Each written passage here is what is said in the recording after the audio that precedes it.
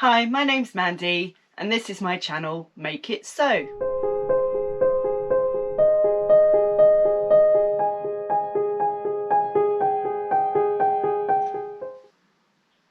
So before I start talking about what I've been up to, I'd just like to say a really big thank you to everybody who watched my last vlog, my Friday Sews video, and for everybody who subscribed, commented and liked. It was lovely to read all your comments.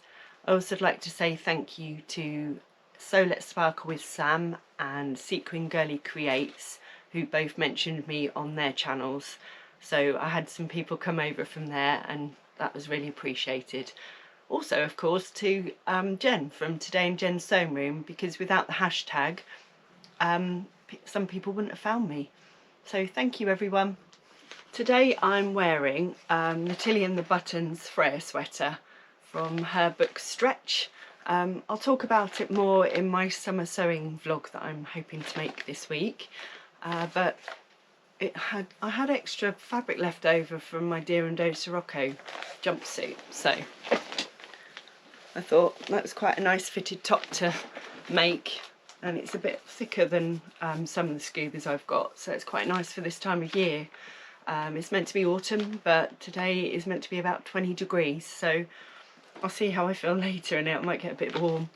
Right, so the first thing I've made is the McCall's M6884. I mentioned I was hoping to make this in my last vlog, so I used some lovely jersey fabric from Beyond the Pink Door, my subscription box that I get from them. Had a few issues with it, not the material's lovely, but the cut. The first thing I did, I've got it next to me so I can show you on Doris.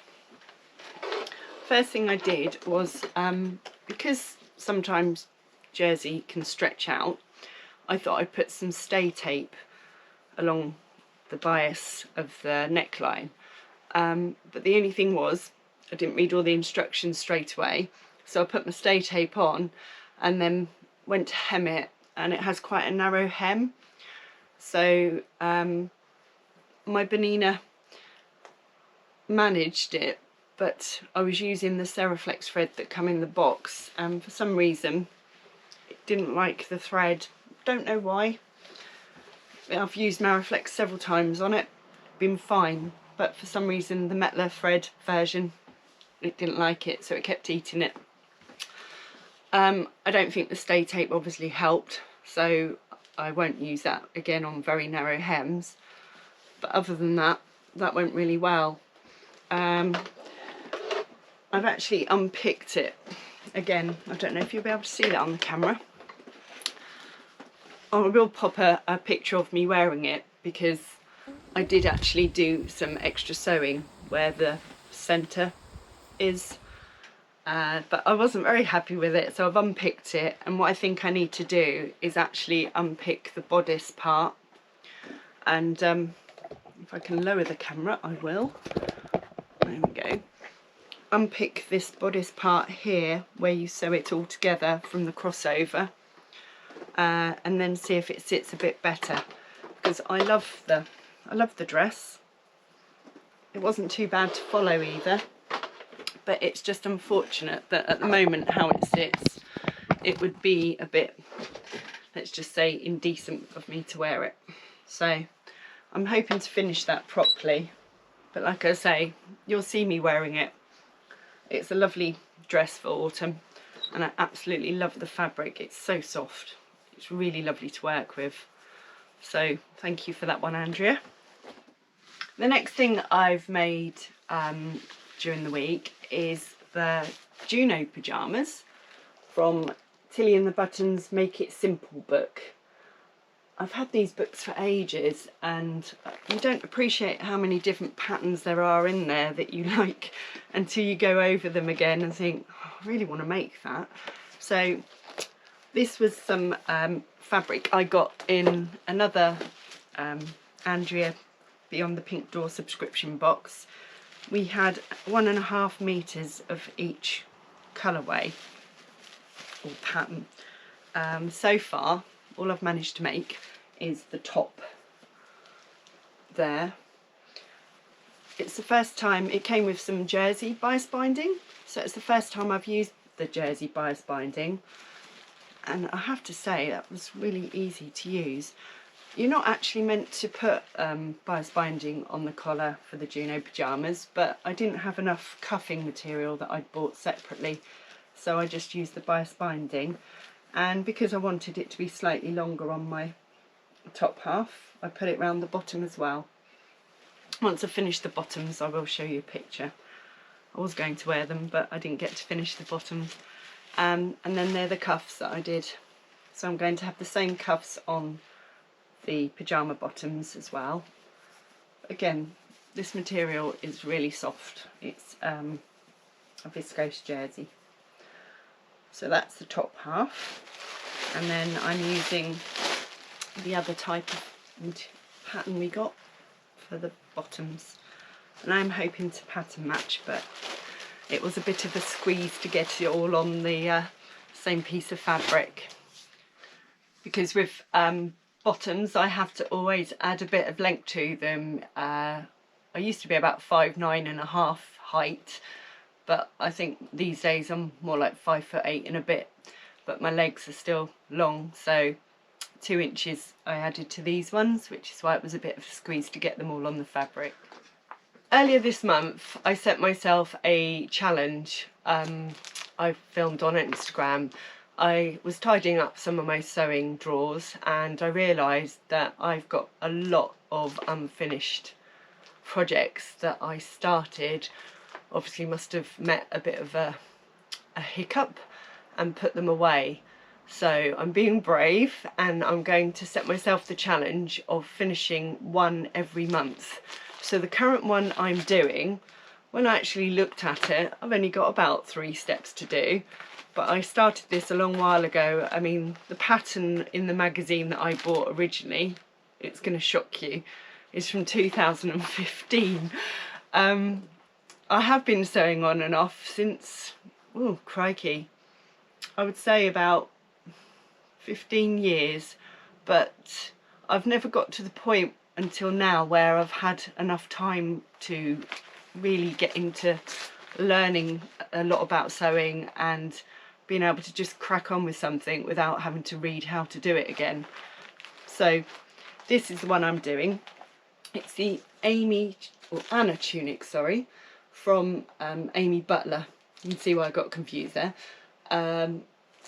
So I got it with this magazine, and then about a year later I actually found the original pattern in a charity shop, so I bought that as well.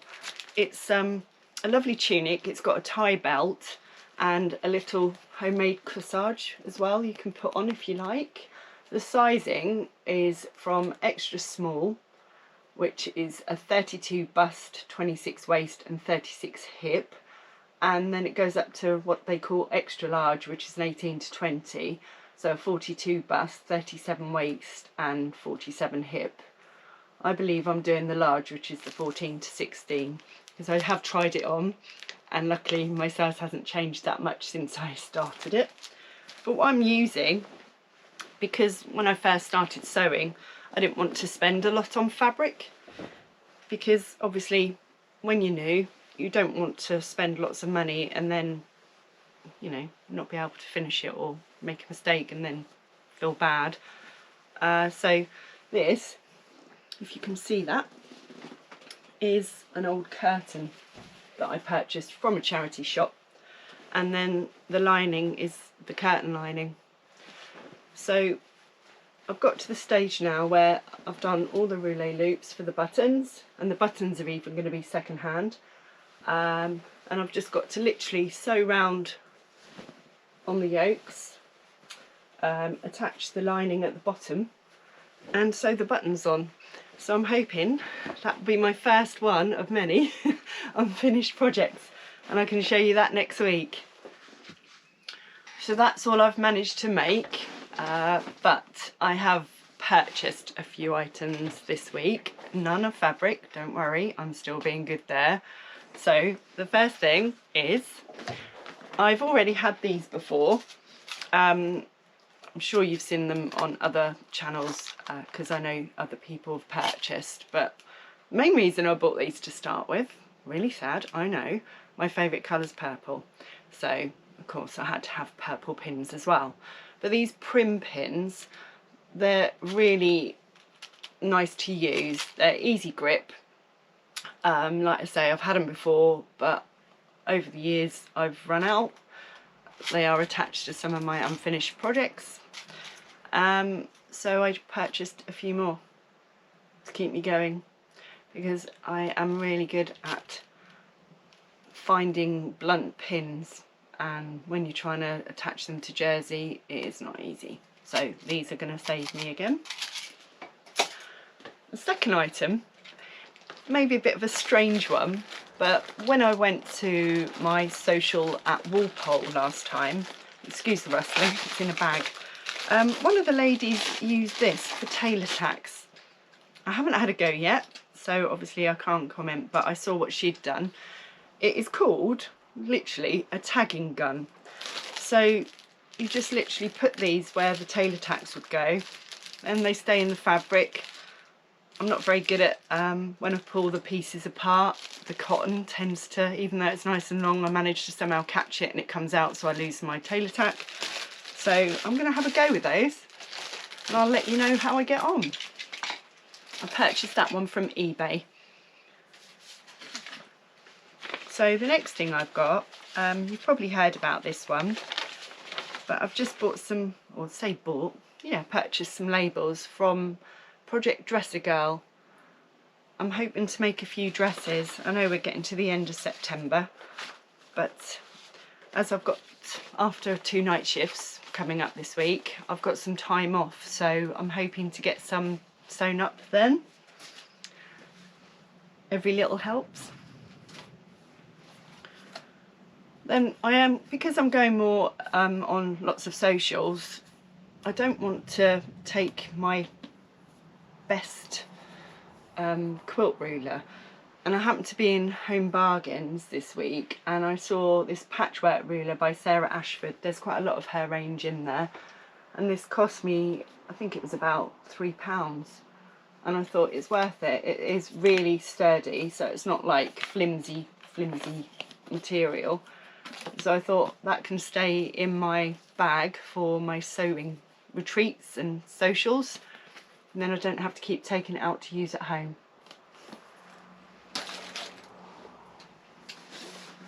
Then I bought a book. It's Dressmaking, the Easy Guide. It's by Helen Rhiannon. She's got a big supporting Facebook group as well. There's lots of lovely people on there. It basically helps you design a perfect pattern fit for your body. So it literally goes step by step through it. It's got full scale patterns. Her first print of this sold out almost immediately. This is her second batch of prints, but her Facebook group is really helpful. It also is size inclusive. It caters literally for sizes 6 to 44. European sizes, that's 34 to 72, and US sizes is 2 to 42. I'm looking forward to reading it. I haven't had a chance to look at it yet. Like I say, unfortunately I've had a lot of work commitments this week, but I've got that, so I'll let you know when I make my first one. I haven't made any firm autumn plans yet for what I want to sew, but one of them is the Love Notions Whistler top. I cut the pattern out and I've stuck it all together while I was away in July. So this is the colour that I am using. I've tried to purchase cuffing off eBay twice now, and unfortunately both times it's come through as this, as you can see, not the same colour. So, stupid idea, but if anybody wants bright yellow cuffing for anything, let me know and you can have it, because I can't think of what else I can really use it for. So I'd rather it go to somebody, because the returns are so expensive. that it's not worth me sending it back, and I'd rather not have it in my stash if I'm not going to use it. So let me know. So if you follow me on Instagram, you'll see that there was a sneak preview of one of my purchases this week. So I'll just move my chair because I can't lift it at the moment. But I've bought myself a new sewing machine for when I'm going on sewing retreats. It's a Burnett B38. My reasoning behind it is I've only got my Bernina machine now. I used to have more. And I have taken it with me to sewing classes, but I do find it quite heavy and I don't want to break it. It's too precious for me to keep lumping it around. So I thought I need something a little bit lighter and something that I can have ready rather than keep having to take my Bernina with me. So I contacted Judi from Running So and So, as I know she'd recommended a sewing machine specialist before, and she kindly told me that it was Drummond Sewing Machines, who are based in Edinburgh. So I gave them a call and we went through several options. I spoke to a lovely lady called Suzanne and we went through my budget, and she went through what they had within that budget. And I said, can I go away and have a think about it? Because I love the Bernina. Obviously, I can't afford another Bernina just for travelling, and it will be just as heavy because they are made so well. So Burnett was appealing to me because it is a sister company of Bernina, and I thought about it and upped my budget a little bit and ended up with this machine. I'm going to do a separate unboxing because not everybody wants to watch me unboxing my sewing machine, but if you do, that should be released in the next couple of days, and I'm looking forward to having a go with it because then I can send my Bernina off for servicing to Drummond Sewing Machines. They do this lifelong promise where as long as you keep the packaging, you can literally, they'll get a courier to come and collect your machine from your home for free, and then they'll do all the bits, upgrade it, make it all new again and send it back to you again for free. So there's not many places I know of that promise that, so I'll be using them for all my servicing for my Bernina as well as my Burnett. So thank you Suzanne, and thank you Drummond Sewing Machine. So what am I planning this week? Well, tonight and tomorrow night I'm working my night shifts, so Wednesday afternoon I'm hoping to be a bit more awake, and then Thursday I've got some time at home to do some sewing, and Friday I'm travelling down to Essex to Beautiful Things, which is a lovely studio in Brentwood, Essex. It's run by Claire McCannis and Sandra, and I've booked a session there to sit and do some sewing and staying overnight in a hotel, and then on the Saturday they're running a workshop, Sew Your Own Puffet, or poof, depends how you pronounce it. It's a closet core pattern. It's a free pattern when you subscribe to their newsletter. They have loads of resources on there, so it's really worth doing. And it's using up any bit of scrap that I've cut off all my makes in the last 4 months. So I've got 3 sacks of them, which I've been collecting, and that's what we use to stuff it. And then the actual puffet will again be used, or using scraps or leftover fabrics from other makes I've made. So that's my task today. I'm going to go through that and see what I want to use to make it. So hoping to show you that at the end of the week for my next Friday sews. And after that, what else am I planning? So I'm hoping to do my unboxing of my Burnett today, so I can have a little play with that before I go to work. And also do the vlog on my summer makes, which I've got hanging up literally next to me on a clothes rail, and I've been wanting to do it for a while. there's a lot to talk about, so I'm not sure whether I'm going to release it as one whole video or whether I'm going to do it in little bite-sized pieces so that it doesn't run on too much. Okay, so that's the end of my Friday Sews vlog. I hope you found it interesting. If you do want to see more of my content, then please subscribe to my channel or like it. I'd love to have any comments, you know, if you've even made some of the things I have and whether you encountered any issues with them, or, you know, just to hear from you. It's lovely to hear from the sewing community. I live in Norfolk, so I do find I have to travel a bit to find like-minded sewing groups. Like I said in my last vlog, I travel just over an hour to a place near King's Lynn called Walpole. That's held every fortnight, so work shifts permitting, I go there. And then I do travel down to Essex to Brentwood when I can for classes there, and I'm also going to an Essex social in October.